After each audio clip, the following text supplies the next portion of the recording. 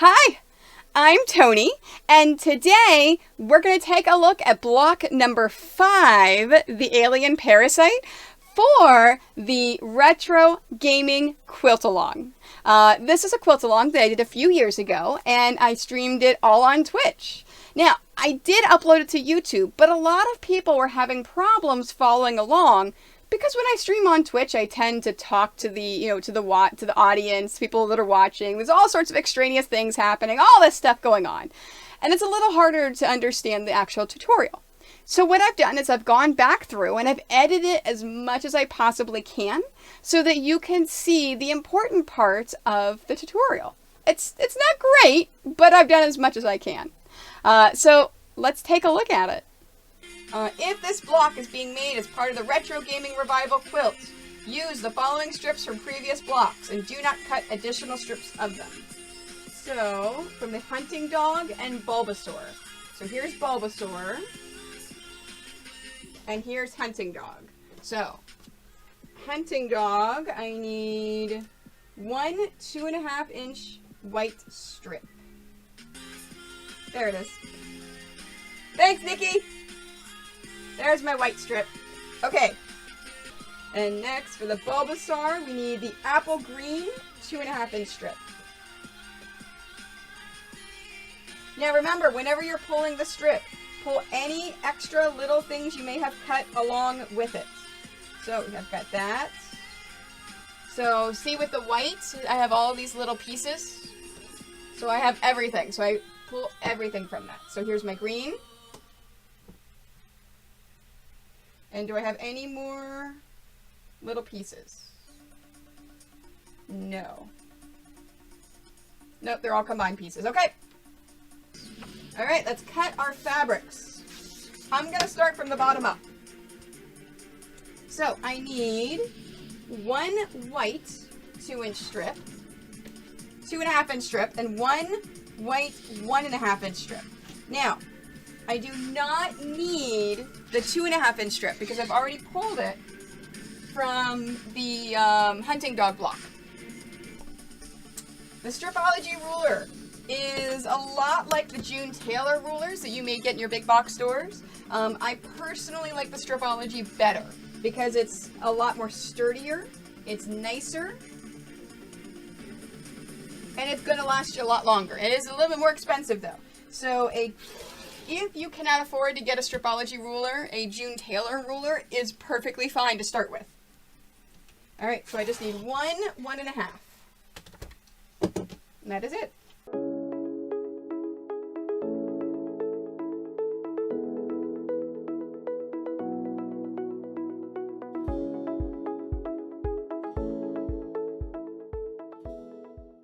From the 1.5 inch strips, cut in half, one purple. So that means I'm not going to cut in half 2 of them. What I'm going to do is I'm going to take my purples and set them aside right there. So that's the full, that's the half. One red, okay, so that means that one's not going to get cut in half. How are you, Amber? And one apple green. Okay, we have 2, so that means one's not getting cut in half.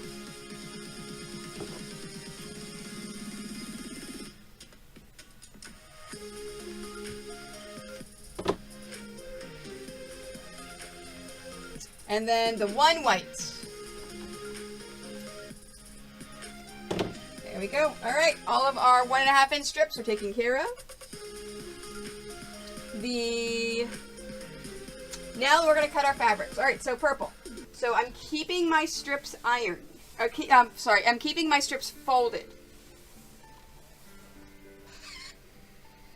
And I'm going to do a technique called layering. You can probably figure out what layering is going to do. I mean, layering is going to involve what? Pretty self-explanatory.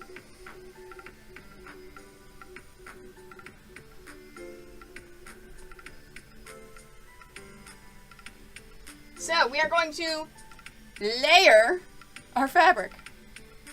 So I'm going to actually meet up the ends.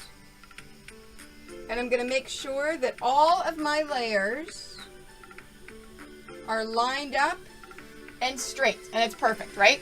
So it's all right here. Then I'm going to cut all of them at the same time. So I'm cutting 4 things at a time because I have 2 strips that are folded in half. So it's 4 layers. There we go. All right, so purple. I need 8 of a 4.5. So there's 4, 8. And then I need 11 2.5s. So 4, 9. Okay, so that's 8. So 2.5. So 2.5. There's 4, 8, 12. Okay, and then 18 1.5s.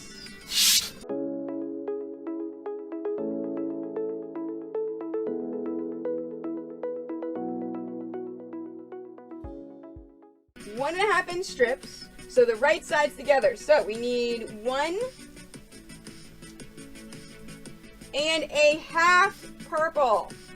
So we need the 1 and we need the half. To 1.5 green. So there's a green. And then now let's take this half. And then let's find the green half.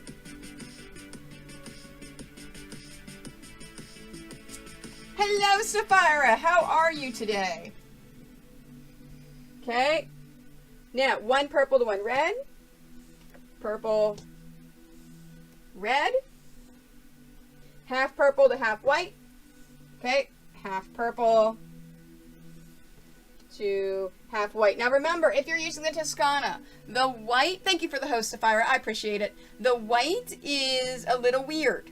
Okay, the white does not have the same textures as the other fabrics because it's white, and they're trying to get a textured white. So it's really, really hard to figure out which side is the right side of the white.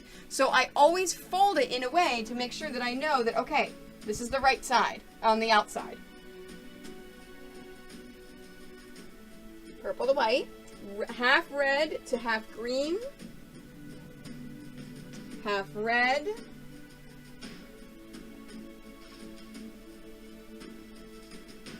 to half green,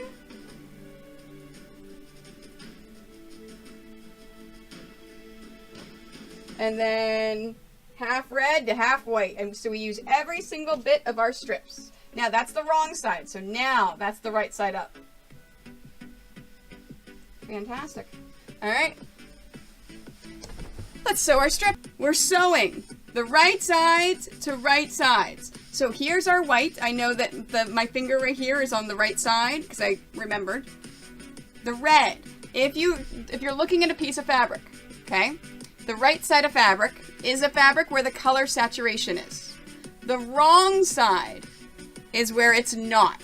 So your wrong side looks like this. Right, wrong. All right, so we're going to be sewing the right sides to the right sides. Now, if you're using batiks, batik has no right side. A batik fabric is actually, describes the dyeing process of how it's created. So with the batiks, you can use either side. It's perfectly fine. You just need to decide which side you want to use. All right, so what I'm going to be doing is I'm going to be taking these strips. I shake them out because I actually did it last week too. I shake them out to make sure that everything is all laying down. Okay? So everything is nice and flat. There's nothing folded in there. There's nothing at all. All right? So we've got this. And I'm just going to put it right on in there. And I'm going to sew it. Now, if you're like me and you want to make sure that you want to keep going and you don't want to pause as you're sewing, so there's 2 ways to do this. There is line it up and then sew. Okay? Constantly making sure that your fabric is lined up. That's the first way, just moving it around. The second way is the way I normally do it. You put your finger between the 2 strips of fabric, just like this, And then you want to take the rest of your fingers, put them underneath the bottom piece, and your thumb on top of the top piece. And then what you're going to do is this. You're going to use your thumb to move this top fabric back and forth so that you can always have a straight piece of fabric that's going in. You can also control the angle that your fabric is being sewn. And this is important because you want to make sure you're keeping a 1/4 inch. You actually could be sewing a scant 1/4 inch. Because if you think the way that fabric and thread work, if you sew a perfect 1/4 inch and then iron it open, you're actually taking away more than a 1/4 inch because of the fold and because of the thread. So if you sew a scant 1/4 inch, so just a little bit less than the 1/4 inch, then whenever you iron that, you now have a perfect 1/4 inch. So I use what's called a 1/4 inch foot with guide. So this piece of metal right here, if my fabric touches this piece of metal, I'm sewing a perfect 1/4 inch. So what I want to do is keep my fabric just to the left of it. I don't want to touch it, just to the left of it. And then I'm sewing a perfect scant 1/4 inch. And that's going to be good when you square your block up later. If you sew a perfect 1/4 inch, your block may be just a little bit under 18 by 18. If you sew a scant, then it should be 18.5 by 18.5. And it gives you a little bit better room to square it up. There we are. All right, so I'm making sure my fabrics are right side to right side.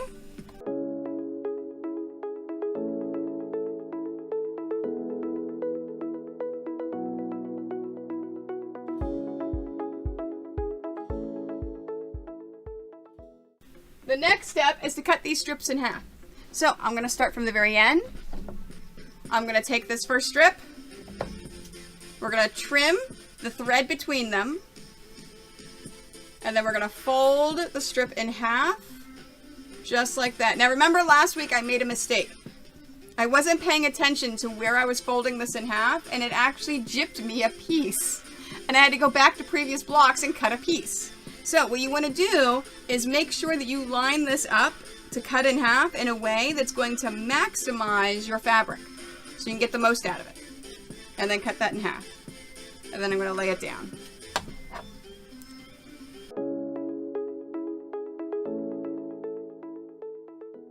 Alright, so we're going to be ironing this in opposite directions. So this is the only time I'm going to have this camera on so you can see a close-up.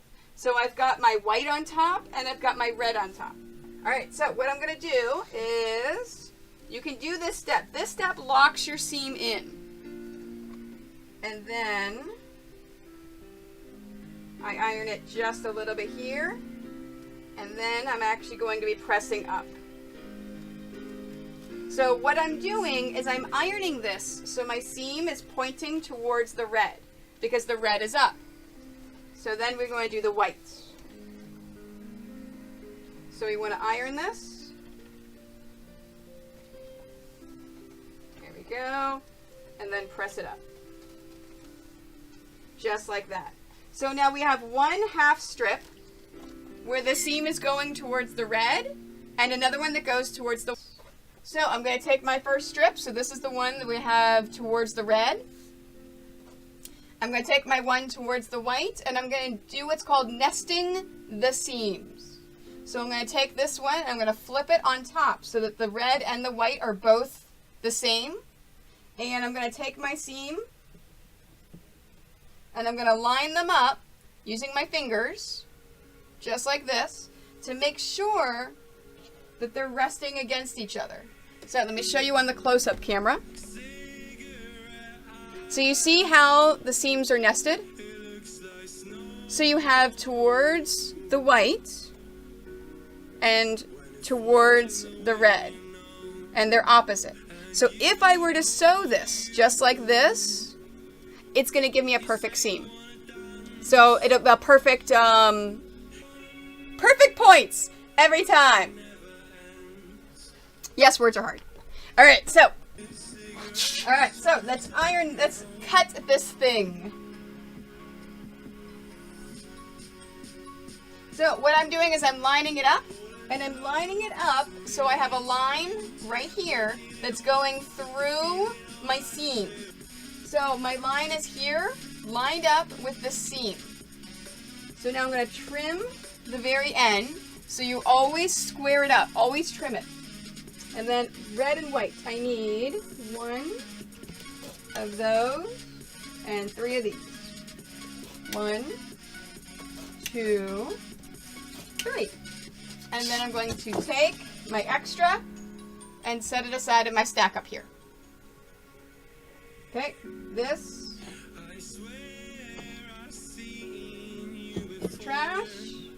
Now, whenever I open them, I'm going to open them and separate them. So I have one stack that's going towards the white and one stack that's going towards the red.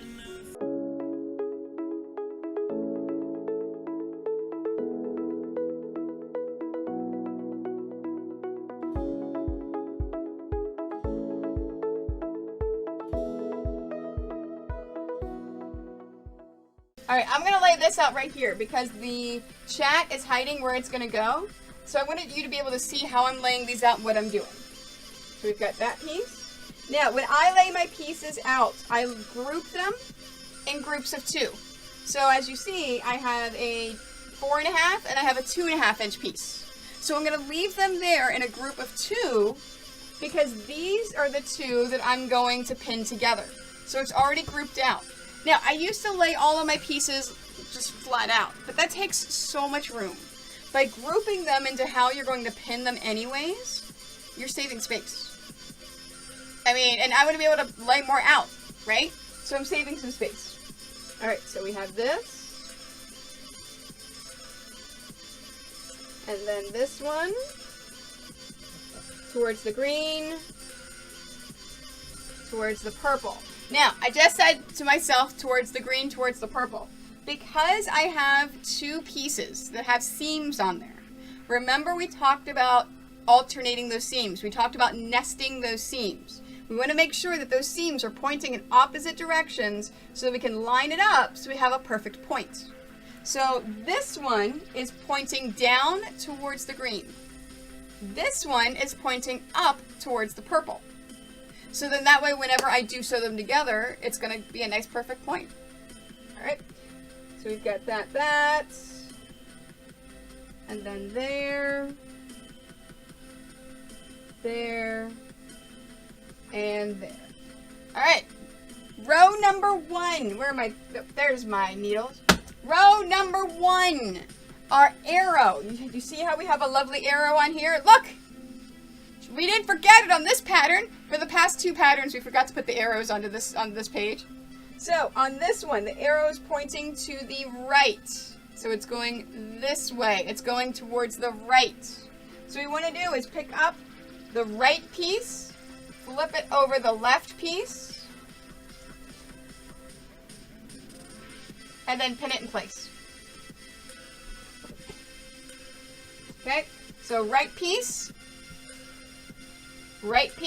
over left piece. Oops, I went too far, sorry. And then pin it in place. Now, whenever I pin, I like to pin the seam first and then the edges, but that's completely up to you.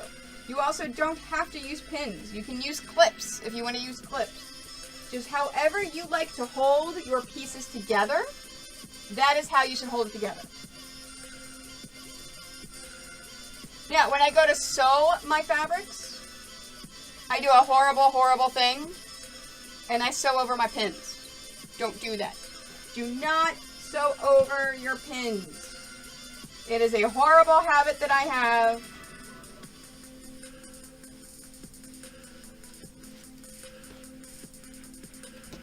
There we are. Okay, so we have everything for row 1. So I'm going to take this and set row 1 up here.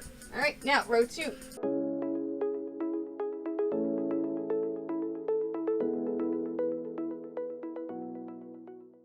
All right, so this row has got a horizontal. Okay, it has a horizontal piece. So I'm going to cheat and skip ahead and do my horizontals. All right, so I skip to the third page and I see I have 4 horizontals. I'm going to go ahead and sew those right now. So let's take our horizontal. We have 1, 2, and that, by doing it right now, it's going to make my life so much easier. And then row 3, the arrow's going to the right. So I need to go green and red towards the red. Because remember, we want to make sure that the arrows go in the correct direction. So for this piece right here, the arrow's going to the right. So this piece, my seam, is going towards the red. Okay? This one, it needs to go towards the green. The next one, I need 2 reds. So red, red, green, and purple. So row 4 is to the left. So I need to go towards the green and then towards the purple. Any questions on that? Because remember, we always want to keep, yeah, exactly. If you mess it up, it's an easy fix. You can always just re-iron it. We always want to keep the arrows in mind because the arrows are the directions that our seams are going. So keep those in mind.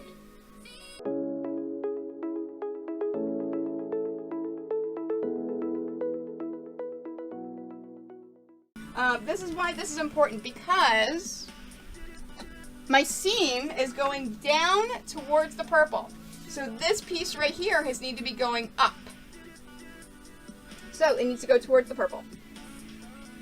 There we are. So now my seams are opposite so that they'll nest.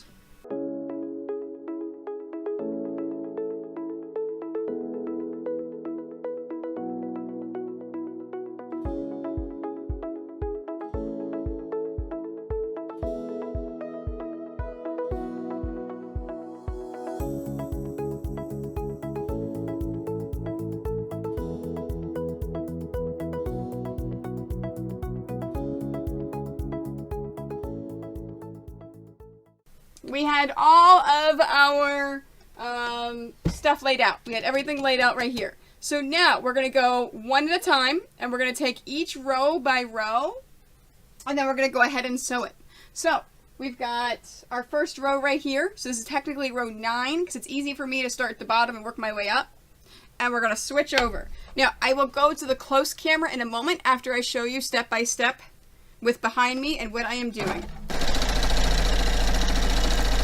All right, so we're going to cut away our scrap fabric. Oops. And music. There we go. All right. There we are. So that is our first row. That's row number 9. I think I put the music too loud. There we go. All right, so next row, we're going to take this one right here, and we're going to bring it across. Now, here's the thing. Remember, we're doing what's called, oh my gosh, chain sewing. Why is my brain not working all of a sudden? Wait, not all of a sudden. My brain never works. I don't know who I'm kidding.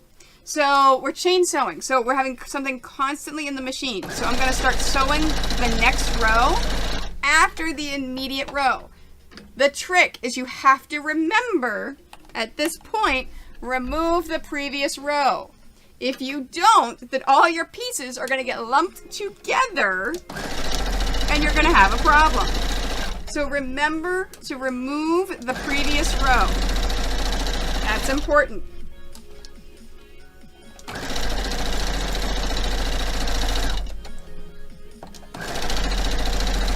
There we go. All right, row number 2. So then now, there it is. I couldn't find my my cutting gizmo. So we're going to separate it and remove them. Yes, exactly. It keeps the tension, scoundrel. Nope, caffeine doesn't help me, scoundrel. All right, so we have all these pieces. So we're going to set this aside. And grab the next one. So as you see, all I'm doing is I'm reaching back and I'm putting the rows where they belong and then grabbing the next set of rows. Okay, everyone's got that? So let's switch to this camera so you can see the close-up of what I'm doing. Now, I had somebody ask me on a regular stream the other day how I lay my pins. Pinning is a very personal choice. How you want to pin and what you want to do is completely up to you. There are people that I know that pin going this way so that they can pull the pins out as the machine is going in. They can just grab the pins as they're going. There are people that pin all the way down. Now, I pin it in a way because I sew over my pins. So I make sure that my pins do not touch the ends of the fabric. So I pin it down this way in a way that it's kind of right there.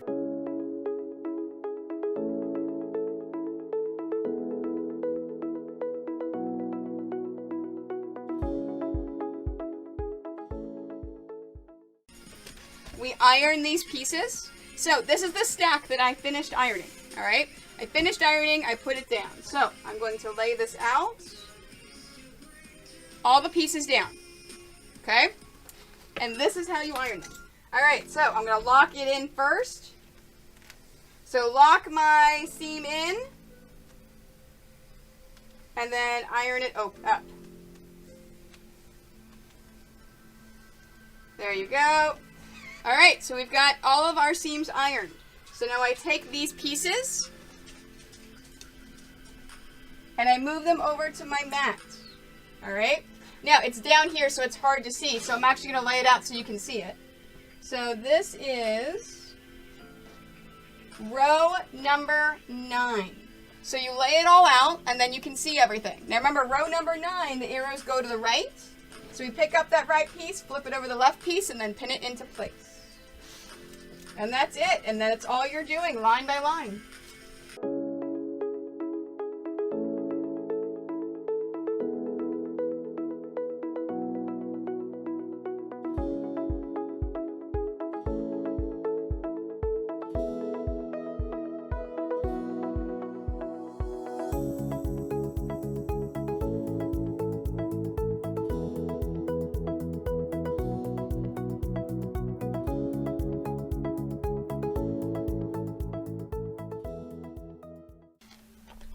Let me go up close so you can see.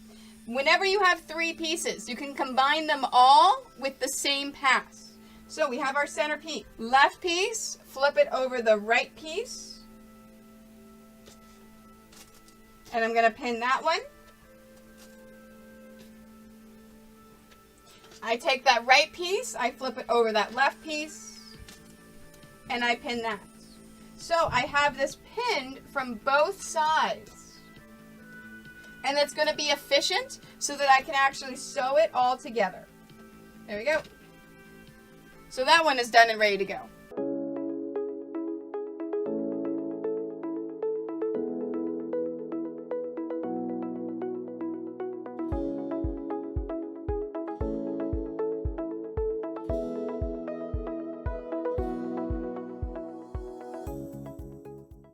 We're going to take our bottom, flip it over the top, and then pin it. Now, when you are pinning your rows, it is important you line up your seams.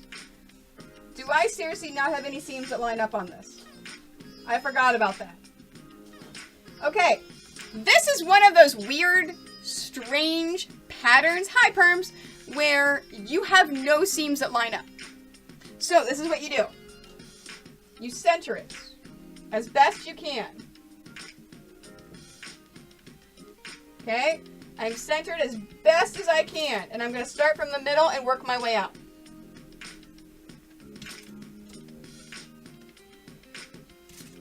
So if your rows do not have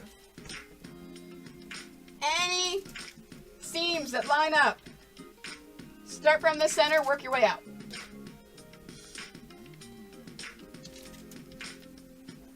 Oops.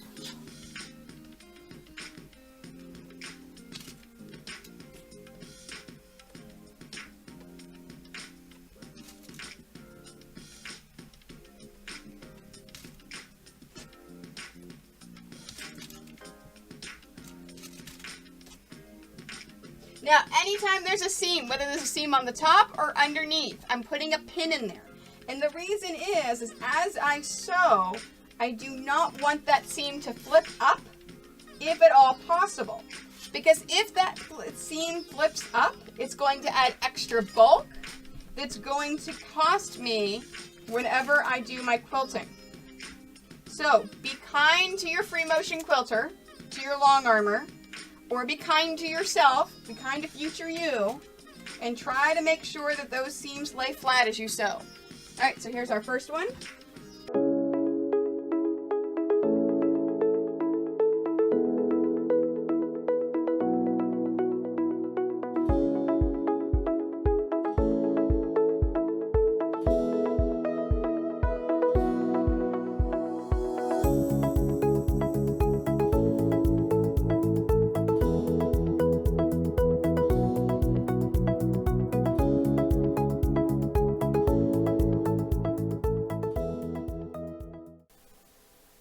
And that is the Alien Parasite.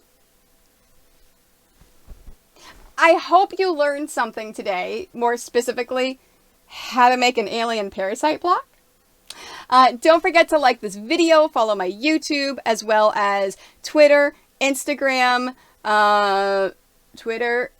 Facebook, my Quite Nerdy Quilters Facebook group. I do TikTok sometimes. I hardly do Pinterest, and Twitch, where I stream live, but I also stream live here on YouTube. So check out my social media, and on Mondays I post my live schedule if you want to come and hang out.